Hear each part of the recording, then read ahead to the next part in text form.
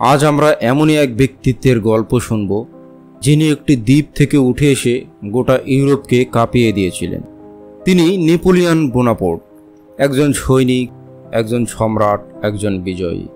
Napoleon Bonaparte একটি নাম যা শুনলেই মনে ভেসে ওঠে বীরত্ব, কূটনীতি এবং অসীম মহত্ত্বাকাঙ্ক্ষী ছবি। কিন্তু কিভাবে একজন কার্সিকান দ্বীপবাসী ফরাসি বিপ্লবের ধ্বংসস্তূপ থেকে উঠে এসে ইউরোপের সর্বশক্তিমান শাসক হয়ে উঠলেন? আসুন জেনে নেই তার জীবনের অসাধারণ গল্প। আজকের এপিসোড শুরু করার আগে সকলের নিকট অনুরোধ থাকবে, যারা আমাদের চ্যানেলে নতুন অবশ্যই চ্যানেলটি সাবস্ক্রিপশন করুন এবং পাশে থাকা বেল আইকনটি প্রেস করে দিন। লাইক এবং কমেন্টস করে আমাদের নতুন নতুন ভিডিও তৈরিতে উৎসাহ দিতে থাকুন। 1769 সালের 15 আগস্ট ফরাসি নিয়ন্ত্রণাধীন কার্সিকা দ্বীপে জন্ম নেন নেপোলিয়ন বোনাপার্ট।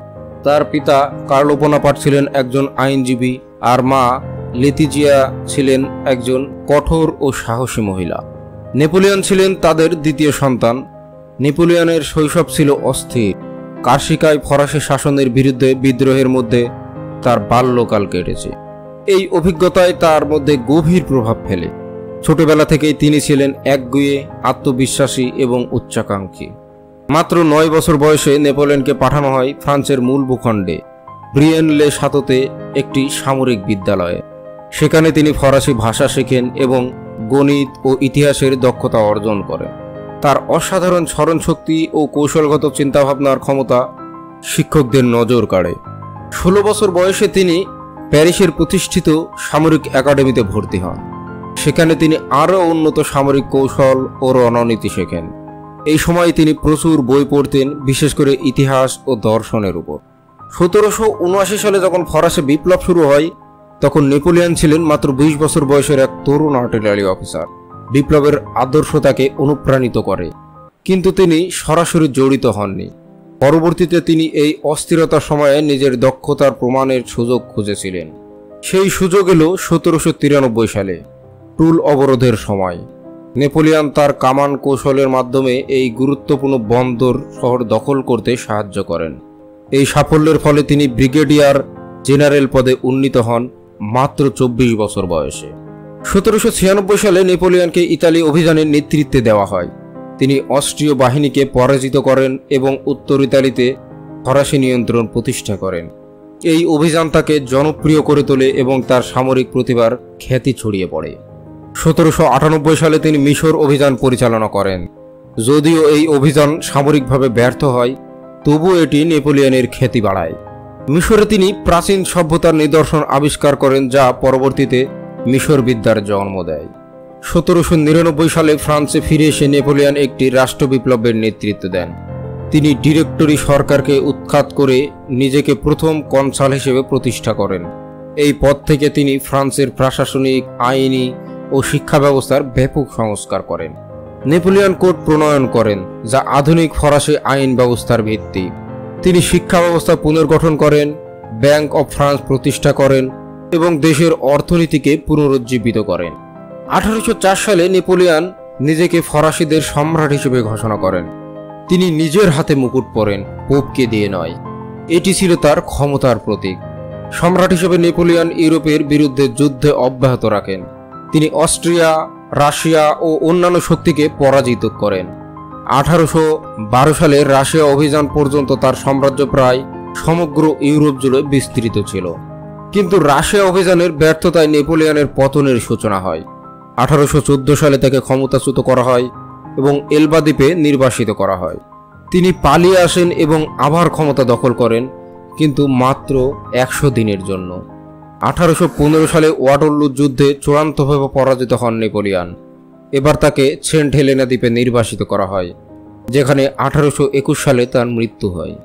নেপোলিয়নের প্রভাব আজও অনুভূত হয়।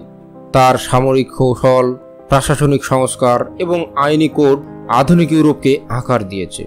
তিনি ছিলেন একজন জটিল ব্যক্তিত্ব, একাধারে বিজয়ী সেনানায়ক, কুশলী রাষ্ট্রনায়ক এবং নিষ্ঠুর এক নায়ক। নেপোলিয়নের উত্তরাধিকার বিতর্কিত। অনেকে তাকে আধুনিক ইউরোপের স্থপতি হিসেবে দেখেন, যিনি পুরনো ব্যবস্থাকে ভেঙে নতুন যুগের সূচনা করেছিলেন। আবার অনেকে তাকে একজন রক্তপিপাসু সাম্রাজ্যবাদী হিসেবে দেখেন, যার অহংকার ও মহত্ত্বাকাঙ্ক্ষা লক্ষ লক্ষ মানুষের মৃত্যুর কারণ হয়েছিল। নেপোলিয়নের ব্যক্তিগত জীবনও ছিল তার রাজনৈতিক জীবনের মতোই উত্থান পতনে ভরা। তিনি দুইবার বিবাহ করেন। প্রথম স্ত্রী জোসেফিন দ্য বোহারানের সাথে তার সম্পর্ক ছিল জটিল ও ঝোড়ো। দ্বিতীয় স্ত্রী অস্ট্রীয় রাজকুমারী ম্যারি লুইসের সাথে বিবাহ ছিল রাজনৈতিক উদ্দেশ্যে। নেপোলিয়ন তার একমাত্র বৈধ পুত্র নেপোলিয়ন ফ্রান্সোয়ার জোসেফ শার্ল বোনাপার্টকে রোমের রাজা উপাধি দেন, কিন্তু দুঃখজনকভাবে এই রাজকুমার কখনো সিংহাসনে বসতে পারেননি। নেপোলিয়নের জীবন ছিল একটি মহাকাব্য, উচ্চাকাঙ্ক্ষা, সাফল্য ও পতনের এক অসাধারণ কথা। তিনি ছিলেন একজন সাধারণ মানুষ, যিনি নিজের প্রতিভা ও দৃঢ় সংকল্পের বলে ইতিহাসের গতিপথ পরিবর্তন করেছিলেন। সেন্ট হেলেনা দ্বীপে নির্বাসিত থাকাকালীন নেপোলিয়ন বলেছিলেন, আমার জীবনের ইতিহাস একটি উপন্যাসের মতো, একটি অসম্ভব কাহিনী। সত্যিই তার জীবন ছিল অসাধারণ একটি এমন গল্প যা আজও আমাদের মুগ্ধ করে, আলোচনায় উত্তেজিত করে। নেপোলিয়ন বোনাপার্ট একজন মানুষ যিনি একটি যুগের প্রতীক হয়ে উঠেছিলেন। তার জীবন আমাদের স্মরণ করিয়ে দেয়, ইতিহাস শুধু ঘটনাবলীর সমষ্টি নয়, একটি মানুষের স্বপ্ন, আকাঙ্ক্ষা এবং কর্মের ফসল। নেপোলিয়নের গল্প আমাদের দেখায় যে একজন ব্যক্তি কতটা প্রভাব ফেলতে পারে, ভালো বা মন্দ। এই ছিল নেপোলিয়ন বোনাপার্টের জীবনের গল্প। একজন মানুষ যিনি একটি দ্বীপ থেকে উঠে এসে একটি মহাদেশকে শাসন করেছিলেন, যার প্রভাব আজও অনুভূত হয়। আশা করি আপনারা এই অসাধারণ ব্যক্তিত্বের জীবনী থেকে অনেক কিছু শিখতে পেরেছেন।